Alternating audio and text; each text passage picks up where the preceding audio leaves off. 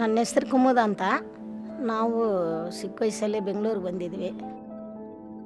ನಮಗೆ ಹಸ್ರದಳ ಸಿಕ್ತು. ಹಸ್ರದಳ ಸಿಕ್ಕಿದ್ರಿಂದ ನಮಗೆ ತಿಂಗಳ ಒಂದು ಸರಿ ಮೀಟಿಂಗ್ ಕರೆಯೋರು. 17ನೇ ತಾರೀಕು ಹೋಗ್ತಾಯಿದ್ವಿ ನಾವು ಅವ್ರ ಜೊತೆಗೆ ಜಾಯಿಂಟ್ ಆದ್ವಿ. ಜಾಯಿಂಟ್ ಆಗಿದ್ಮೇಲೆ ಒಂದು 2 ವರ್ಷ ಹೋಗಿದ್ವಿ ಅಲ್ಲಿಗೆ. 2014 ನಮಗೆ ಸೆಂಟ್ರ್ ಈ ಥರ ಗೌರ್ಮೆಂಟ್ ಕೊಡ್ತಾಯಿದೆ BBMPಯಿಂದ, ನಿಮಗೆಲ್ಲ ನಡೆಸ್ತೀರಾ ಅಂತ ನಮ್ಮ ಬರೀ ಹೆಣ್ಮಕ್ಳಿಗೆ ಕೊಡಿಸ್ತಾಯಿದ್ರು ಅವರು. ಹ್ಞೂ ಅಂತ ನಾವೆಲ್ಲ ಒಪ್ಕೊಂಡಿದ್ವಿ.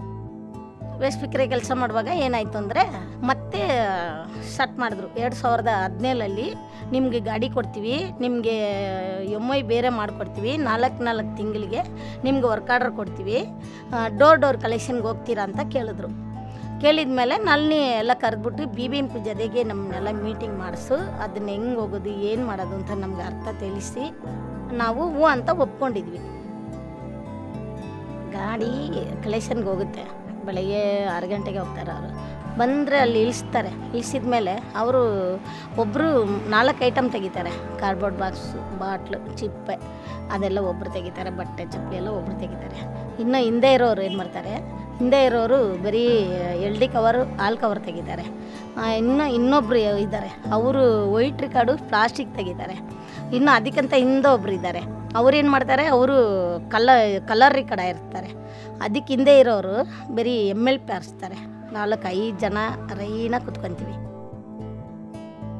ಸಾಮೂಹಿಕ ಸತ್ಯಪ್ರಮ್ ಬಗ್ಗೆ ನಮಗೆ ಬರೀ ಹೆಣ್ಮಕ್ಳಲ್ವಾ, ಹೆಣ್ಮಕ್ಳೇ ಬೇಕು ಅಂತ ಅವರು ಕೇಳಿದ್ರು. ನಮಗೆ 2-3 ಟ್ರೈನಿಂಗ್ಗೆಲ್ಲ ಬಂದಿದ್ರು ಇಲ್ಲಿ.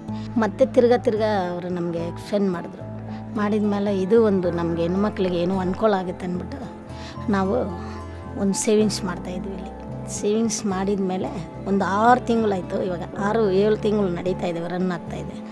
ನಮಗೆ ಇದು ಸೇವಿಂಗ್ಸು ಮಾಡಿದ ಮೇಲೆ ನಮಗೆ ತುಂಬ ಹೆಲ್ಪ್ ಆಗಿದೆ ಅಂದರೆ ಹೊರ್ಗಡೆ ಸಾಲ ಮಾಡಿ ನಮ್ಮ ದುಡ್ಡು ಇದು ನಮ್ಮ ಮನೆಯೇ ನಾವೇ ಬಡ್ಡಿ ಕಟ್ತೀವಿ, ನಾವೇ ತೊಗೊತೀವಿ.